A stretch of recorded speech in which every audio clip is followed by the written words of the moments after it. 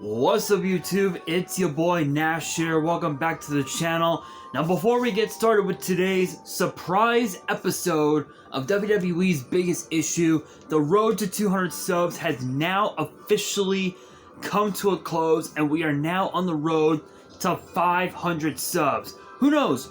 Who knows? Maybe we might hit 500 subs by the end of the year. Only time will tell, but as I have said in previous videos, excuse me, if this channel does get to 500 subs, I will open up this Korean LOB booster box in its entirety on the channel that I got from my partners over at Collector Store. So be sure to check them out. Link and address will be in the description below. By checking them out, not only does it support them, it also supports the channel, and I would greatly appreciate it. On the hopes to potentially pull a Blue Eyes White Dragon, a Dark Magician, a Red Eyes Black Dragon, a piece of Exodia, Monster Reborn, Pot of Greed. The possibilities are out there. However, if this channel gets to 1,000 subs, I will open up this first edition Toon Chaos box in its entirety on the channel that I also got from my partners at Collector Store, on the hopes to potentially pull my second ever Collector's Rare. Because it wouldn't be the first time that I pulled a Collector's Rare, because I also pulled this, as I'm taking it out of the penny sleeve, freshly pulled from my Genesis Impact box opening that I did several months back. Is a Collector's Rare Beat Cop from the Underworld. This thing looks absolutely beautiful. Honestly, aside from the centering on the back, there's like centering issues like right here. This thing looks absolutely gorgeous. I will be getting this card graded at some point. I don't really know when exactly, but I'm gonna get this graded. Not sure if it'll get a 10, but we'll see what happens. But with that being said, if you guys want to see both those boxes get opened, maybe you guys want more episodes of WWE's biggest issue, maybe you guys want more episodes of Yu-Gi-Oh's biggest issue, deck profiles, card discussions, WWE topic videos, or maybe, just maybe, you guys want some premium live event predictions and results. Well, if you guys want all of that and more, my channel is the place to be. So if you guys are new to the channel and you guys want to see, if you guys are new to the channel, sorry, I can't speak. And I know that a lot of you guys are. Make sure you guys subscribe to the channel, turn on the notification bell, smash that thumbs up button on this video, and be sure to follow me on all of my social media. My ads will be in the description below, as will the info to my fan mail. It will also be in the description as well. And I want you guys to post in the comments below and answer the question of the day, which ties with today's surprise episode of WWE's biggest issue, which is this. Who should Jade Cargill face?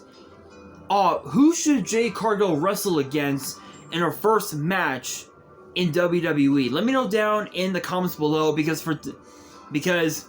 surprise, we have a special episode of WWE's biggest issue, and this one's unique because with Jade Cargill now in WWE, there are so many questions that have been left unanswered. Obviously one of the biggest questions that has yet to have been answered is, which brand is she going to be on? Is she going to be on Raw? Is she going to go to SmackDown? Is she going to go to NXT? Where is she going to go? No one knew. Until now. Now, I know I said that I was going to potentially talk about who should be Trick Williams' first opponent for the North American title, but unfortunately that will no longer be the case, because Dominic Mysterio regained the title thanks to the Judgment Day, which, again, basically just proved my point this past Saturday. It literally just proved my point. But with that being said, Jade Cargill is obviously one of the most...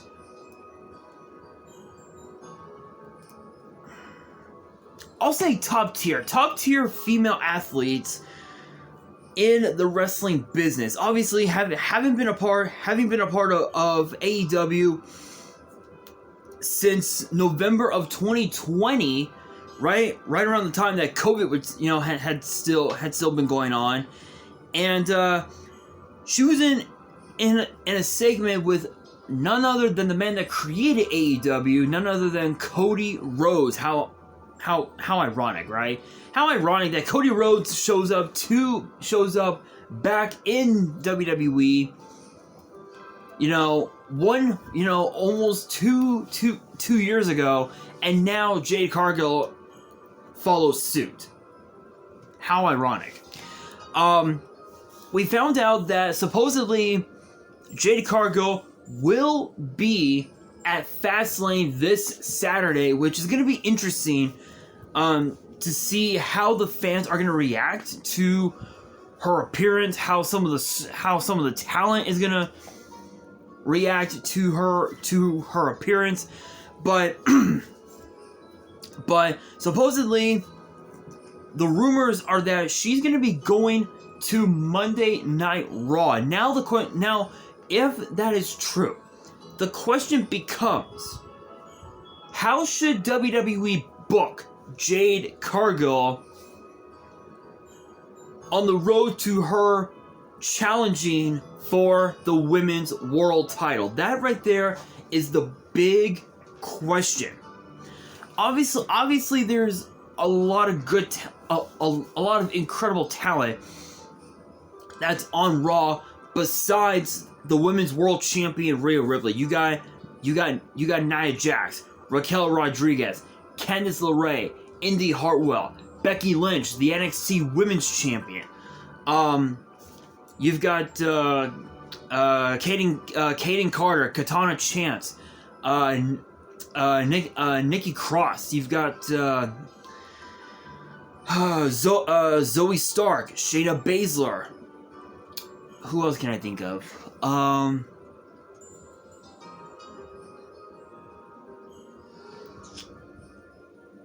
You've got Liv Morgan, Raquel Rodriguez. I mentioned. You've got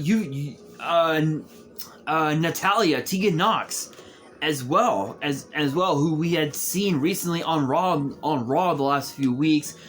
Chelsea Green and Piper Niven, the women's tag team champions. Sonya Deville, who we hadn't seen in quite a while due to her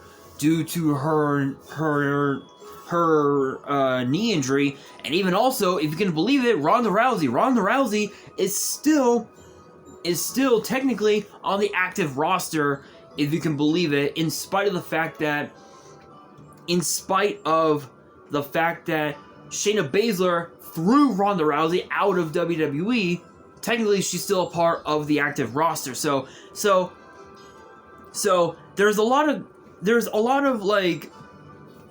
potential first matches for Jade Cargill, and honestly, I think the best direction for Jade Cargill to go, in order for her to go into the Women's World Championship picture, is a match against a former champion. I think her facing off against someone the likes of Raquel Rodriguez would really be interesting, because you got two powerhouses in Raquel and Jade, and Cargill's she is a tough woman. There's a reason why she calls herself, as she says, that bitch, is because she is one of the toughest women, but also one of the most charismatic women ever in professional wrestling. And you look at her accomplishments. Give me 1 second. You look at her accomplishments,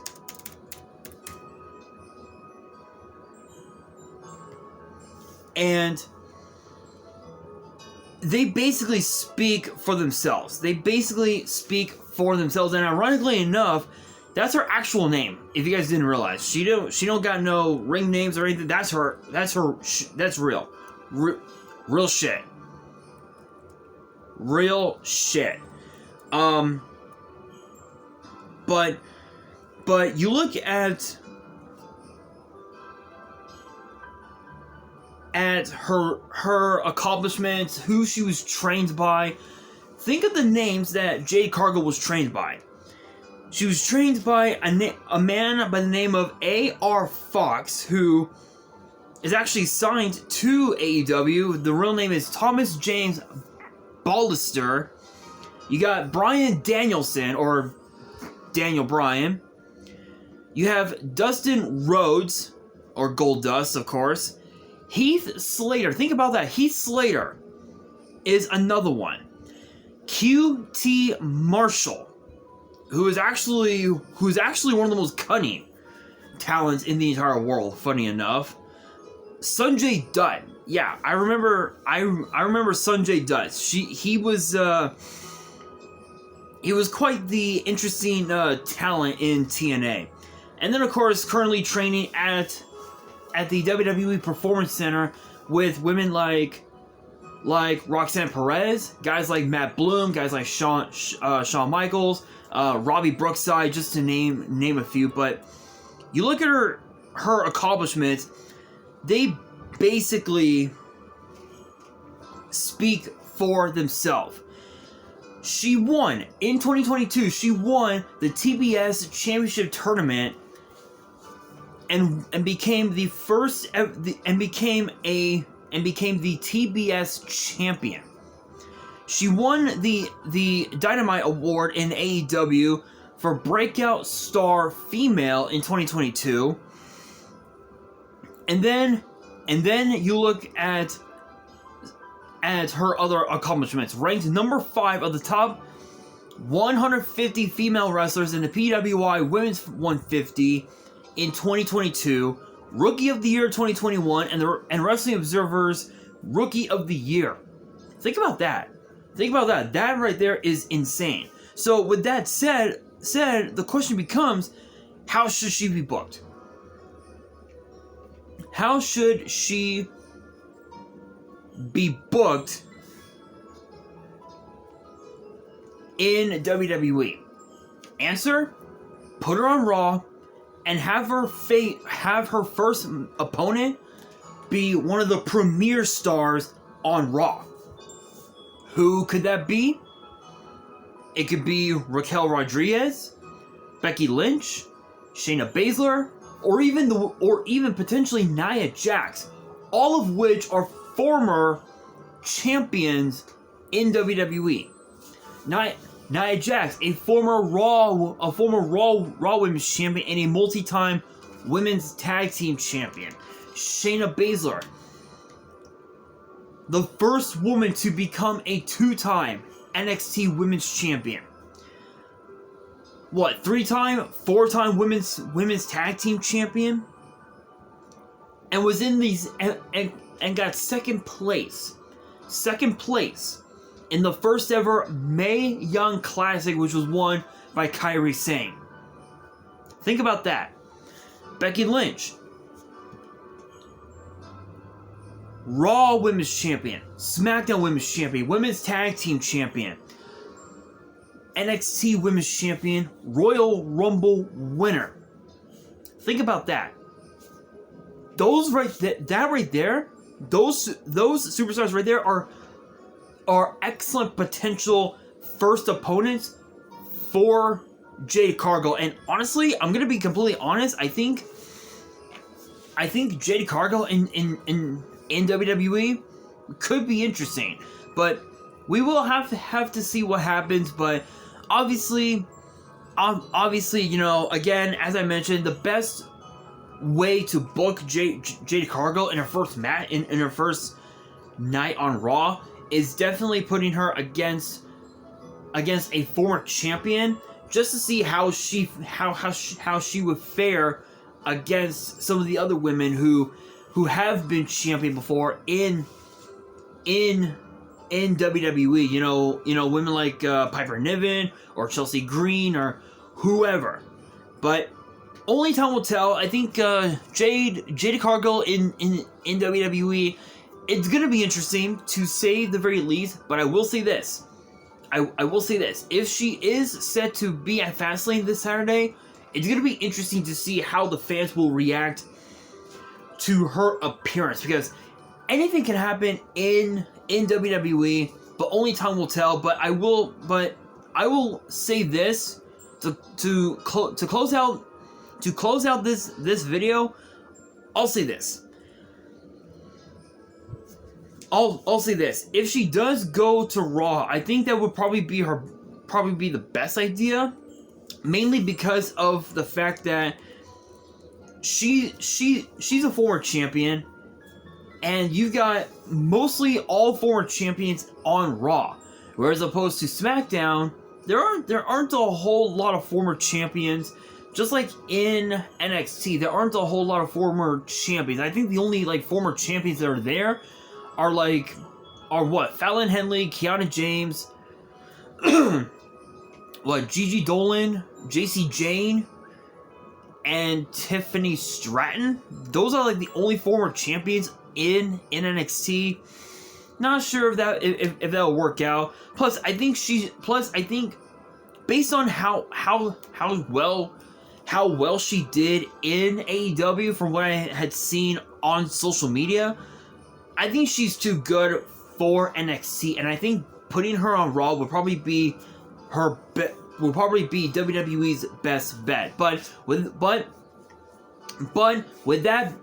being said, that will do it for today's surprise episode of WWE's Biggest Issue. Hopefully you guys enjoyed. If you did, make sure you guys smash that thumbs up button. If you guys are new to the channel, you guys want more episodes of WWE's Biggest Issue in the future, make sure you guys subscribe to the channel, turn on the notification bell, and follow me on all my social media. My ads will be in the description below, as will the info to my fan mail. It will also be in the description as well. And on that, this is your boy Nash, signing out.